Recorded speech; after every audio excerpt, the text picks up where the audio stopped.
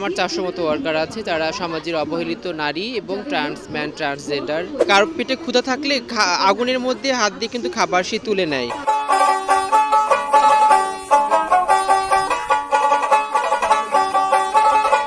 আমার কাছে অনেক ভালো লাগছে কারণ আমি ওয়াও ফেস্টিভ্যালের সঙ্গে অনেক 2017 সাল থেকে যুক্ত আছি।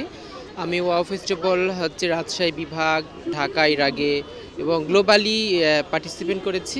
এখানে এসে দেখেছি আসলে এখানে যে নারীর যে ক্ষমতায়ন, হ্যাঁ, নারীরা যে সমাজ উন্নয়নের জন্য এবং নারী উন্নয়নের জন্য এবং নারীরা যে অর্থনৈতিকভাবে সমাজে রাষ্ট্রের সাথে যে অর্থনৈতিক অবদান রাখতে পারে সেটা এটার মধ্যে দিয়ে আর কি বোঝায়। এবং এখানে এসে নারীর শক্তি যে উৎসাহ, নারীর শক্তি সেটা আমরা উপলব্ধি করতে পারি কারণ এখানে আমরা যারাই আছি সকলেই নারী পার্টিসিপেন্ট। আমার এটা হ্যান্ডিক্রাফটস, হাতের কাজের অনপিস টুপিস শাড়ি বেডশিট এবং প্রাইসগুলো আমাদের একদম মানুষের সাধ্যমতো যেন কিনতে পারে সেরকমই আমাদের পণ্যের প্রাইস। প্রথমে তো কাজ শুরু করি খুব ছোট থেকেই, কিন্তু এটা আপনার প্রফেশনালভাবে নিয়েছি 2014 সাল। এখন প্রায় আমার 400 মতো ওয়ার্কার আছে যারা সমাজের অবহেলিত নারী এবং ট্রান্সম্যান ট্রান্সজেন্ডার তাদেরকে নিয়ে। আর আমাদের জার্নিটা তো এই জায়গাটায় আসতে অনেক স্ট্রাগল করে আসতে হয়েছে। আসলে অনেক চ্যালেঞ্জ, আমাদের কাছ থেকে অনেকে পণ্য কিনতে চায় না বা আমাদের যে ওয়ার্কাররা তারা কাজ করতে চায় না, আমাদের লোন বা আমরা কোথাও শোরুম দেবো সেই জায়গাগুলো আমরা পাই না। তো অনেক সমস্যা আমাদের আর কি। আমার কাছে মনে হয় যখন জেন্ডার সমতা আসবে, জেন্ডার বৈষম্য থাকবে না, হ্যাঁ, সকলে আমরা মানুষ হিসাবে মানুষকে চিহ্নিত করব, তখনই কিন্তু এই সমস্যাগুলো থাকবে না।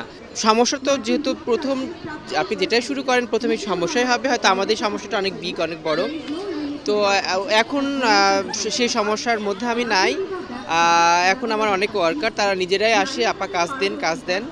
এখন যেটা বড় ক্রাইসিস সেটা হচ্ছে লোনের বিষয়ে গেলে আসলে যারা লোনদাতা সংস্থা যারা আছে তারা আসলে ভয় করে যে লোন দিলে চলে যাবে কি লোন দেবে না। আসলে এটাও আমি পারবে কিনা, আসলে এটাও আমি তাদের দোষ দিব না। আসলে আমাদের কিছু মানুষ আছে তাদের অন্য ধরনের আচরণ, খারাপ আচরণের ফলে কিন্তু প্রভাবটা আমার উপরে পড়তেছে। আসলে আমি আবার একদিক দিয়ে যখন দেখি যে আসলে কারো পেটে ক্ষুধা থাকলে আগুনের মধ্যে হাত দিয়ে কিন্তু খাবার সে তুলে নেয়।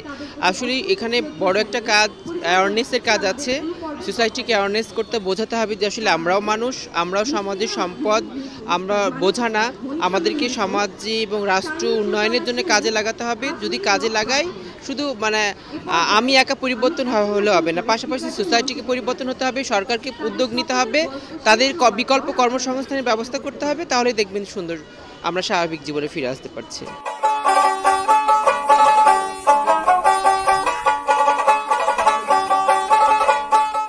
সংবাদ, ফিচার ও অনুষ্ঠানের জন্য ভিজিট করুন সংবাদ প্রকাশের ওয়েবসাইট এবং যুক্ত থাকুন ফেসবুক পেজ ও ইউটিউব চ্যানেলের সঙ্গে।